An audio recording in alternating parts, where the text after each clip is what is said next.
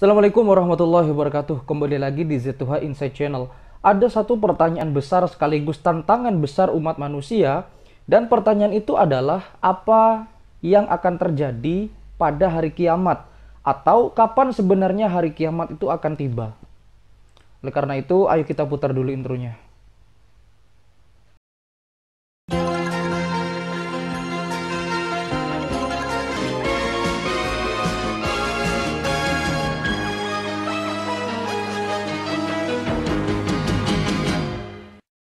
Pada tahun 2009, dunia sempat dihebohkan tentang sebuah prediksi atau ramalan dari suku Maya yang mana mengatakan bahwa hari kiamat akan terjadi pada tahun 2012.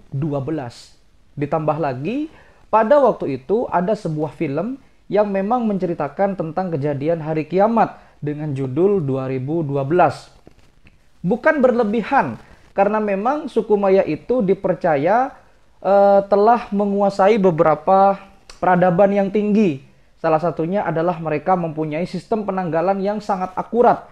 Sehingga banyak yang percaya bahwa nanti di tahun 2012, maksud saya akan terjadi tahun 2012 itu akan terjadi kiamat versi kalender suku Maya.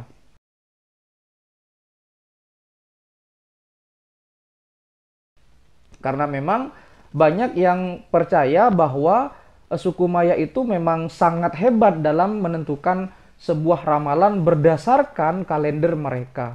Lantas bagaimana kacamata sains melihat hal ini? Apakah menurut sains kiamat itu benar-benar akan terjadi? Nah, sebelum kita membahas hal ini lebih lanjut tentang kalender suku Maya dan sains menanggapi hari kiamat, mari kita berdiskusi terlebih dahulu melalui pendekatan secara spiritualitas atau pendekatan secara agama, di mana beberapa agama Samawi atau agama Abrahamik mempercayai akan terjadinya hari akhir atau hari kiamat.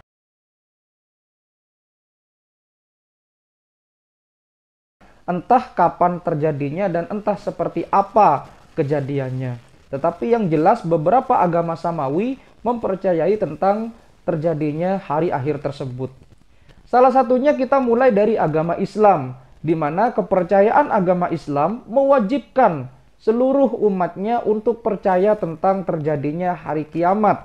Karena dalam agama Islam, kepercayaan terhadap hari akhir atau hari kiamat adalah salah satu rukun iman yang kelima. Di mana dalam kepercayaan umat Islam, rukun iman itu terdiri dari 6 dan salah satunya adalah percaya terhadap hari kiamat. Entah kapan terjadinya, entah seperti apa kejadiannya. Dan biasanya kalau dalam kepercayaan umat Islam, hari kiamat terbagi menjadi dua fase. Fase pertama adalah kiamat sugro atau kiamat kecil. Fase kedua adalah kiamat kubro atau kiamat besar. Apa itu kiamat sugro?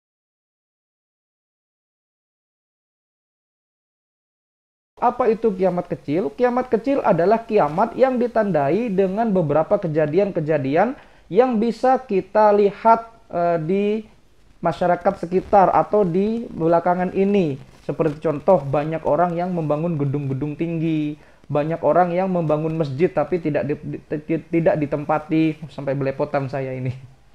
Ada juga beberapa moral yang jauh dari agama, banyak orang yang melakukan kejahatan dan lain sebagainya. Lalu kemudian kiamat kubro, di mana kiamat kubro ini adalah sebuah kejadian luar biasa yang menandai akhir dari segalanya, akhir dari alam semesta, di mana biasanya malaikat Israfil, dalam kepercayaan umat Islam, malaikat Israfil ini adalah malaikat yang ditugaskan untuk meniupkan trompet sangkakala, di mana ketika tiupan itu ditiupkan oleh malaikat Israfil, maka habislah seluruh jagat raya dan isinya ini. Kira-kira begitulah kiamat versi umat Islam.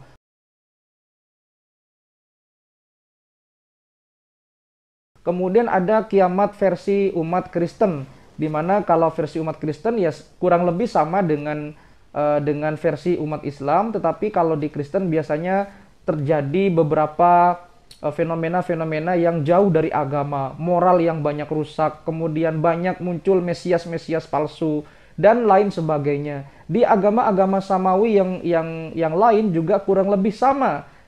Jadi intinya seluruh agama samawi atau agama Abrahamik semuanya meyakini dan mempercayai bahwa kiamat atau hari akhir itu akan benar-benar terjadi. Entah kapan itu terjadinya, entah kapan dan seperti apa kejadiannya, tetapi yang jelas hari kiamat itu akan benar-benar terjadi. Begitu kalau kepercayaan, kalau kita membahas tentang kepercayaan atau dari segi agama, segi spiritualitas.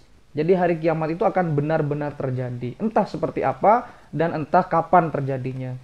Nah, bagaimana sains memandang hal ini? Apakah memang benar-benar hari kiamat itu akan terjadi menurut sains? Kita mulai dari sebuah teori Big Bang atau teori yang dikemukakan oleh George Lemaitre, di mana beliau mengungkapkan bahwa dulu alam semesta itu tidak ada. Jadi dulu itu adalah kekosongan, hampa. Lalu kemudian terjadilah sebuah ledakan besar, dentuman besar yang disebut dengan The Big Bang Theory. Kemudian karena dentuman itu sangat besar dan sangat panas sehingga menghasilkan sebuah letusan, dan letusan itu melahirkan sebuah ruang dan waktu.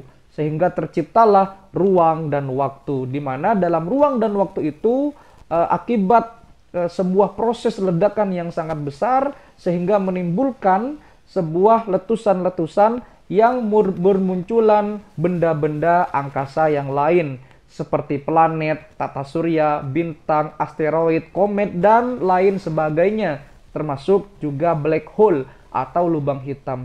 Begitulah kira-kira teori dari Big Bang atau dentuman besar. Nah, dari dentuman besar itu ternyata alam semesta ini dari dulu sampai sekarang itu ternyata semakin mengembang, sampai sekarang semakin mengembang dan berkembang terus. Di mana ini disebut dengan teori The Expanding Universe.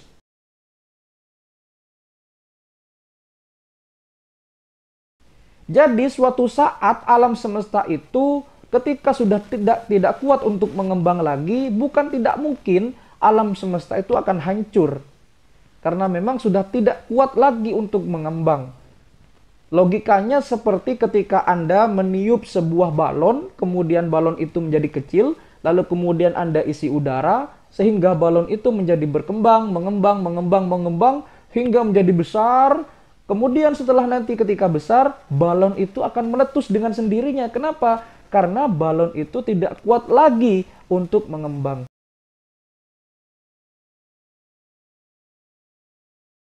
Nah, kira-kira itu yang akan terjadi berdasarkan teori The Big Bang dan teori The Expanding Universe.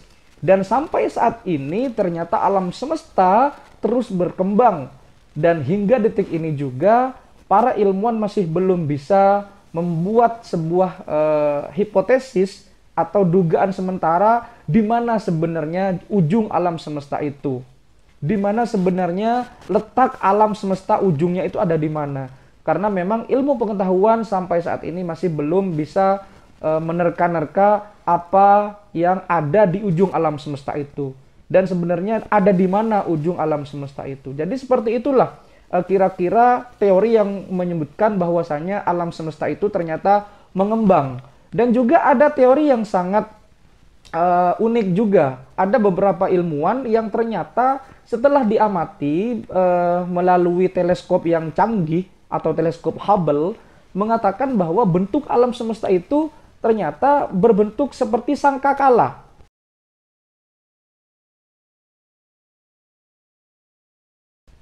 Sedangkan dalam kepercayaan agama Islam, sangkakala itu kan adalah sebuah trompet besar yang ditiup oleh malaikat Israfil jika diperintahkan oleh Tuhan kapan hari kiamat itu akan tiba. Jadi ketika alam semesta itu ditiup, mungkin alam semestanya itu memang berbentuk trompet. Ketika itu malaikat Israfil meniup sangkakala itu dan kemudian terjadilah boom, ledakan yang super besar dan mengakibatkan alam semesta itu hancur dengan seisinya. Ya ada yang mengatakan teori yang seperti itu, ada juga yang tidak percaya, ada juga yang percaya bahwa alam semesta itu memang berbentuk sebuah sangkakala atau trompet. Entah ini apakah ini unsur kebetulan atau tidak, tetapi yang jelas ada ilmuwan yang mengatakan bahwa alam semesta memang berbentuk seperti itu.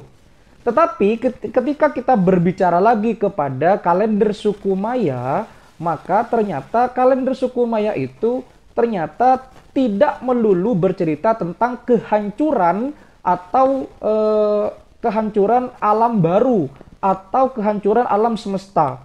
Ternyata itu adalah salah hitung atau salah prediksi. Tidak melulu tentang kehancuran alam semesta. Yang pasti di tahun 2012 itu kalender suku Maya ini hanya mengerucut kepada Baktun. Baktun itu kalau di suku Maya adalah sebuah awal baru, karena di tahun 2012 itu kalender suku Maya itu berakhir.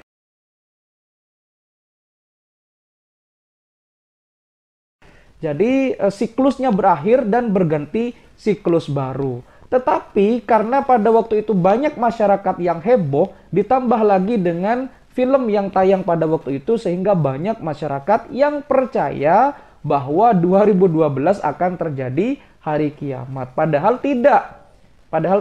2012 itu yang dimaksud adalah kalender suku Maya itu memang berakhir siklusnya dan berganti siklus baru. Seperti itu kira-kira. Tetapi banyak masyarakat yang berspekulatif bahwa tahun 2012 akan terjadi hari kiamat.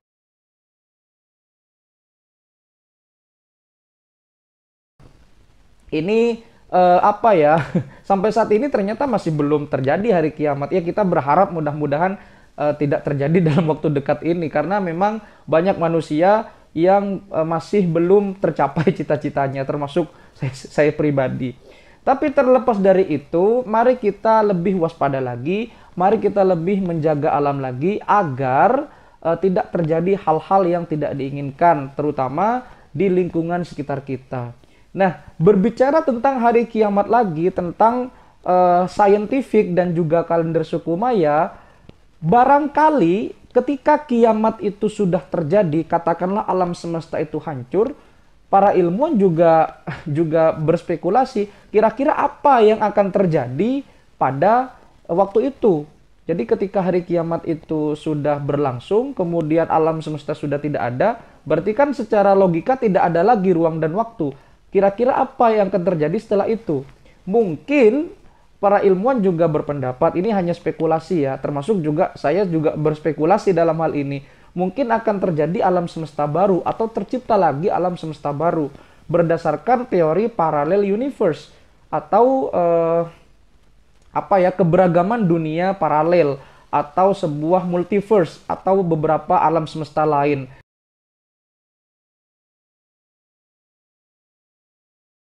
Karena banyak juga ilmuwan yang percaya bahwa sebenarnya alam semesta itu bukan hanya satu, tapi sangat banyak.